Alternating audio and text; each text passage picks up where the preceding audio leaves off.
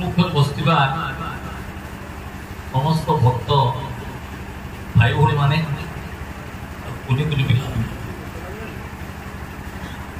ମୁଁ ନିଜକୁ ପରିଚୟ ଦେଉଛି। ମୁଁ ଶ୍ରୀଯୁକ୍ତ ପ୍ରଭାକର ମଲ୍ଲିକ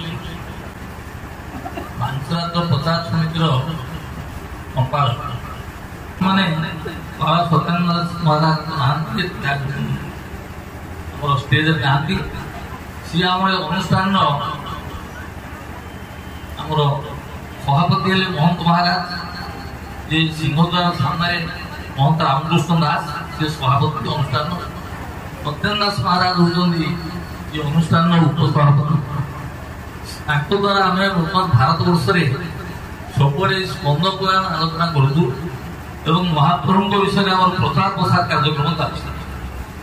ଭାରତବର୍ଷରେ ଓଡ଼ିଶାରେ ଏବଂ ଭାରତବର୍ଷରେ ଏକମାତ୍ର ଏଇ ଗୋଟିଏ ଅନୁଷ୍ଠାନ, ଯେଉଁ ଅନୁଷ୍ଠାନ କେବଳ ମହାପ୍ରଭୁ କେମିତି ଆସିଲେ ମହାପ୍ରଭୁଙ୍କର ପ୍ରଚାର ପ୍ରସାର କାର୍ଯ୍ୟକ୍ରମରେ ଆମମାନେ ପୁରା ଏଇ କାମ କରୁ। ଆମେ ଚାରିଧାମ ସାରିଛୁ ଏବଂ ଭାରତବର୍ଷର ବିଶିଷ୍ଟ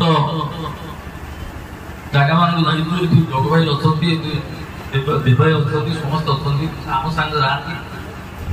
ଚାରିଧାମ କରିସାରିଲା ପରେ ଆମେ ନେପାଳ ଗଲୁ। ନେପାଳରେ ଯିବାର ପ୍ରଧାନ କାରଣ ଥିଲା ଯୋଉଟାକି ସେଟା ଗୋଟେ ଗୁପ୍ତ ସେବା କରିବା ଉଚିତ ନୁହଁ। ମହାପ୍ରଭୁଙ୍କର କିଛି ଜିନିଷ ନେପାଳ ରାଜାଙ୍କୁ ଆସେ, ଯୋଉଟା ଆମ ମାଧ୍ୟମରେ ଆସେ, ସେଟା ହେଲା କସ୍ତୁରୀ। ଆମର ଓଡ଼ିଶାର ବିଭିନ୍ନ ପ୍ରାନ୍ତରୁ ଯୋଉ ଭକ୍ତ ଭାଇ ଭଉଣୀମାନେ ଯାଆନ୍ତି, ନିରାପଟ୍ଟା ଗୁଡ଼ା ଦିଆହେଲା, କାରଣ ସେମାନେ ଏତେ ଭଦ୍ର, ଭାଇ ଭଉଣୀ ମାନେ ଏତେ ଭଦ୍ର, ଏତେ ଭକ୍ତ, ଆଉ ତାଙ୍କ ଦ୍ୱାରା ଆମର ଅସୁବିଧା ଥାଏ। ଜୟ ଜଗନ୍ନାଥ। ପୂଜ୍ୟ ବ୍ୟାସାସନ ଥିବା ବାବା ନମସ୍କାର, ନମସ୍କାର। ଭଗବତ ପ୍ରେମୀ ଭକ୍ତ ବୃନ୍ଦଙ୍କ ପାଖରେ ମୋର ନମସ୍କାର।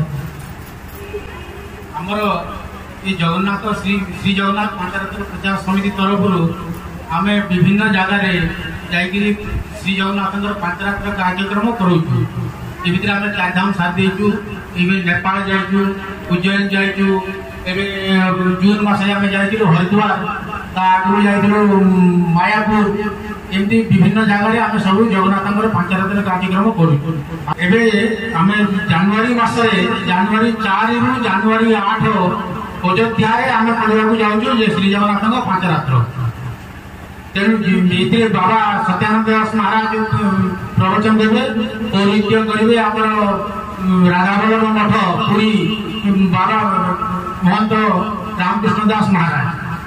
ଆମେ ସେଇଟାକୁ ନଜରରେ ରଖି ଅଯୋଧ୍ୟାରେ କାର୍ଯ୍ୟକ୍ରମଟା କରିବାକୁ ଯାଉଛୁ। ତେଣୁ ଆପଣମାନେ ଯେଉଁମାନେ ଯିବା ଲାଗି ଇଚ୍ଛୁକ, ସେମାନେ ଆମେ ଗୋଟେ ଦେଇଦେବୁ ଆପଣମାନଙ୍କୁ, କୋଉ ଟ୍ରେନରେ କେମିତି ଯିବେ ଆମେ ତାର ଗୋଟେ ବିବରଣୀ ଦେଇଦେବୁ। সেই অনুসারে আপনারা শীঘ্র টিকট করবে। আমার সেটি রহিবা খাইবা ব্যবস্থা আমি করছু। রহিবা পাই রুম অছি, খাইবা পাই ব্যবস্থা করা হয়েছি। আর আমি যেটি জায়গা নেইছু সেটা মন্দির তো একদম পাখ। আপনার সকালে সন্ধ্যা দ্বীপরে যেতবে চাইবে যাইকি দর্শন করে পারিবে। बाबाजी सत्यानंद दास महाराजंकर भागवत सप्ताह अवसर रे आमे जगन्नाथ पांचरात्र प्रचार परिषदर संपादक प्रभाकर मल्लिक, युग्म संपादक निरंजन दास, उपसभापति बैकुंठ महापात्र, संगठन संपादक नारायण महापात्र आमे तांको सभारे जोग देइथिलु, तांको संबर्धित करथिलु। तापरे जो हमर सेठी प्रभाकर मल्लिक आम संपादक और युग्म संपादक अयोध्या प्रोग्राम विषय घोषणा करथिले। 3 तारिख रु आरंभ होगी 10 तारिख रे आपण फेरिवे। 4 रु 9 जाए सेठी कार्यक्रम हम। तापरे परे आमर फाउंडेशन रे प्रतिष्ठा दिवस पालन करिया को योजना रहेला, सेटा को भी घोषणा करा जायतिला। सेतिरे प्राय ओडिशार प्रत्येक अनुष्ठान जगन्नाथ प्रेमी जो माने भाग देवे से डका जीव, से आनी गोटे भाव विनिमय करा स्थिर करा जायछि। तेणु आसंता फेब्रुआरी 8 रे आमर समस्त को डाकी महाप्रभु उपरे जहा कथबार्ता केमती प्रचार प्रसार कराहब 5 रात्र विभिन्न जगह कराई पारिबो से विषय रे आलोचना करा जायको स्थिर होइछि।